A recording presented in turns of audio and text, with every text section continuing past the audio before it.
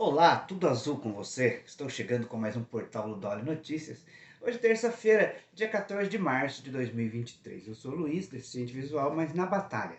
Todos os dias trazendo para você aí as principais notícias.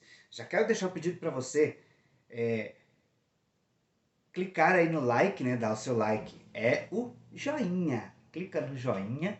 Se inscreve no canal, ativa o sininho das notificações. Quando você abrir o sininho das notificações, vai abrir ali algumas opções. Clica na opção todas. Assim, toda vez que a gente tiver um vídeo novo, você já vai ficar sabendo.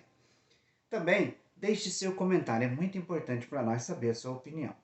E compartilhe esse vídeo com todos os seus amigos, é muito importante para nós, para crescermos aqui na plataforma, que o seu compartilhamento aconteça. Assim, mais pessoas saberão do nosso vídeo e poderão assistir. Assim, o canal vai crescendo na plataforma, tá bom? Vamos então às notícias de hoje. Morreu aos 77 anos o ex-ministro Eliseu Padilha. Ele lutava contra um câncer no estômago. Ele fazia tratamento do estômago no Hospital Moinhos de Vento, na capital do Rio Grande do Sul, Porto Alegre. Ele deixa a mulher e 6 filhos. Segundo a assessoria do ex-ministro, o velório será amanhã, quarta-feira, das 10 às 17 horas, no Palácio do Governo do Estado do Rio Grande do Sul, Palácio Piratini. Depois será levado para o Ângelus Crematório, onde será cremado em cerimônia reservada à família. Filiado ao MDB desde 1966, Eliseu Padilha foi ministro dos governos do PSDB, PT e MDB. Ele foi ministro, então, do então presidente Fernando Henrique Cardoso, da presidente Dilma Rousseff e depois do presidente Michel Temer. Eliseu Padilha foi ministro de Dilma Rousseff no ano de 2015. Aliado ao ex-deputado e presidente, o então presidente da Câmara, Eduardo Cunha, foi um dos articuladores do movimento em que trouxe a decisão do impeachment de Dilma Rousseff. Em dezembro de 2015, ele assumiu o ministério no governo Dilma em janeiro de 2015 e em dezembro de 2015 pediu demissão. Na época, ele alegou problemas pessoais na carta de demissão. Em uma entrevista concedida na época, ele disse que o MDB estava dividido no caso do impeachment de Dilma Rousseff. E assim se fez. Depois ele chegou a ser ministro, foi ministro no governo de Michel Temer, o pós-Dilma. Agora, mudando um pouquinho de assunto, você está precisando trocar os pneus do seu carro? Então venha para a Master Pneus. Na Master Pneus você tem pneus de qualidade, de variadas marcas, nacionais e importados, para carros, caminhonetas e caminhões. E ainda parcela suas compras em até 12 vezes no cartão, além de um ótimo atendimento. Master Pneus, vem para cá!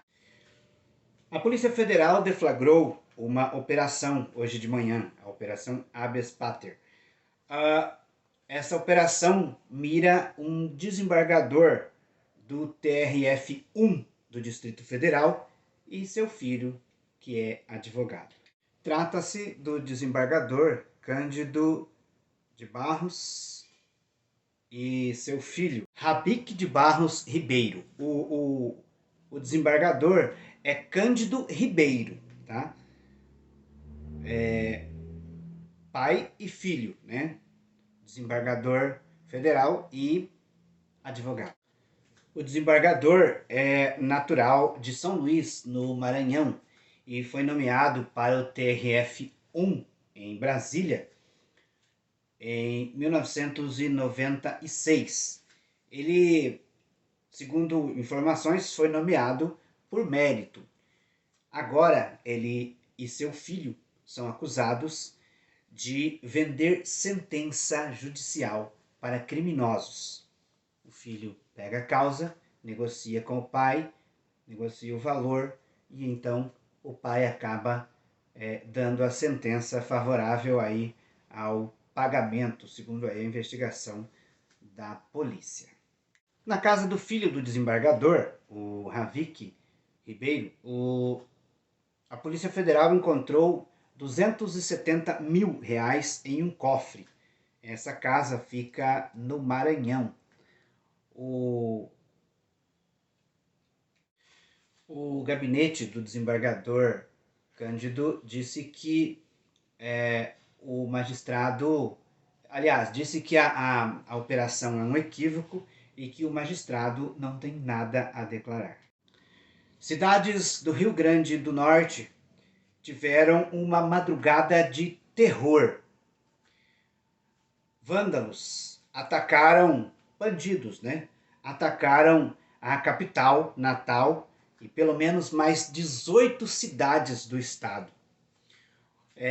Com tiros e colocando fogo em prédios, carros, os bandidos fizeram um verdadeiro arrastão de terror em 18 cidades e a capital do Rio Grande do Norte.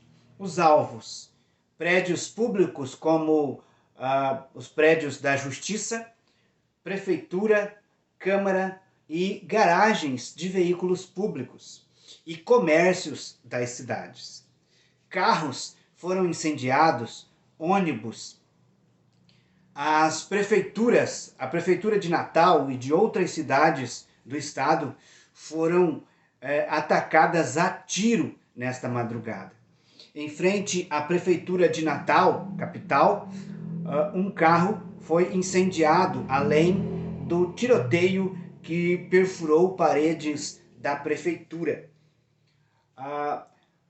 Uma pessoa morreu em confronto com as forças de segurança e 2 pessoas foram presas. Bom, as autoridades ainda não sabem explicar o que causou ou quem, né, motivou esses ataques. Quem que atacou e por quê? Não se tem essa resposta ainda. De onde vieram tantos tiros, tanta vontade de destruir em tantos lugares ao mesmo tempo, né? Geralmente quando se ataca um local, uma prefeitura, um prédio público, o judiciário, né? Se tem aí uma motivação, um grupo, né? Que de repente tomou a decisão de realizar certa ação, cometer crime mesmo, né? Mas nesse caso, na capital e pelo menos mais 18 cidades ao mesmo tempo, é uma organização muito grande, né? Que nem foi depredação, foi incêndios e tiros mesmo, né? Que isso é só coisa de bandido mesmo, bandido mesmo. A polícia investiga o caso. Agora você imagina o medo da população. A população acorda na madrugada com tiroteios, de repente sai na janela ou de repente até na porta da frente de sua casa e vê veículos incendiados, né? Eles pegaram garagens de veículos, garagens públicas, claro, e incendiaram veículos dentro da garagem. Um ônibus foi incendiado em uma rua de uma cidade do Rio Grande do Norte e as labaredas subiram e pegou fogo nos fios de luz, né? E a cidade acabou ficando sem energia por um bom tempo. Então, um perigo enorme aí, né, para a população. Um recadinho para você: Laguna Carapã conta com a Vidraçaria Triângulo. Na Vidraçaria Triângulo você tem profissional qualificadíssimo, bom atendimento e, claro, os melhores preços da região. Na Triângulo você faz um excelente negócio. Ela está na Avenida Brasil 755, no centro de Laguna Carapã. Mas atende Laguna Carapã e toda a região. Os telefones da Triângulo estão na descrição do vídeo. Liga lá! Vidraçaria triângulo. Falando agora um pouquinho na política, um embate político acontece, né, uma discussão com relação ao Supremo Tribunal Federal.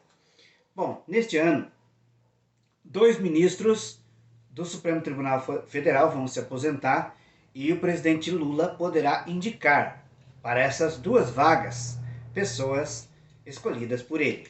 Acontece que existem parlamentares da direita que estão tentando modificar essas leis, né, da escolha do ministro do Supremo Tribunal Federal. Para os parlamentares que acreditam que o judiciário precisa mudar e as indicações têm que acontecer de forma diferenciada, como acontece hoje, por exemplo, no Tribunal de Contas. 3 ministros são indicados pela Câmara, 3 ministros são indicados pelo Senado e 3 ministros pelo governo federal. Eles querem votar uma lei para fazer com que no Supremo Tribunal Federal seja assim também. Hoje, o Supremo Tribunal Federal, todas as vagas de ministros são indicadas pelo governo federal, pelo presidente da República. E discute-se também uma lei no Congresso com relação às decisões monocráticas dos ministros do Supremo Tribunal Federal. Também a fixação de cargo de ministro do Supremo Tribunal Federal.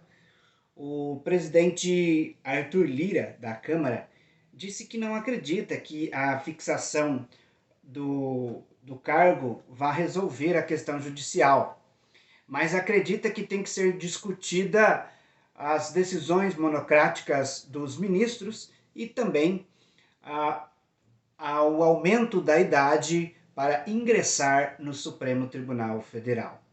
Já o presidente do Senado, Rodrigo Pacheco, discorda e acredita que essas decisões têm que ser bem debatidas, conversadas com ministros e ex-ministros do Supremo Tribunal Federal, para que não venha prejudicar o Brasil com uma decisão apressada do Congresso Nacional. Ele é contra a fixação de cargo, né? E também o aumento da idade para ingressar no Supremo Tribunal Federal. Rodrigo Pacheco também se manifestou contrário à decisão, a possível decisão do Congresso de mudar as decisões monocráticas dos ministros do Supremo Tribunal Federal. Bom, aí, em uma entrevista esta semana, indagado se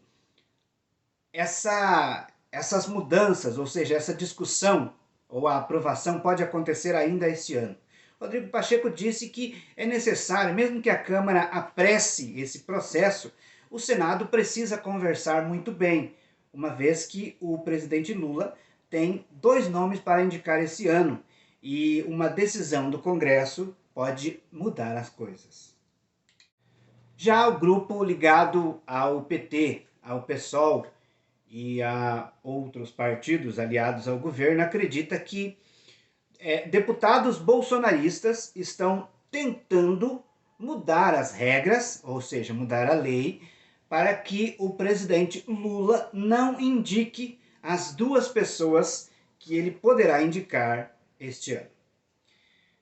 Bom, vamos acompanhando aí, né, os debates da Câmara Federal, do Senado, e vamos ver como é que essa lei ela vai tramitar e em que pé será votada. Sobre a questão das decisões monocráticas dos ministros, o que é uma decisão monocrática? É quando um ministro toma uma decisão sozinho.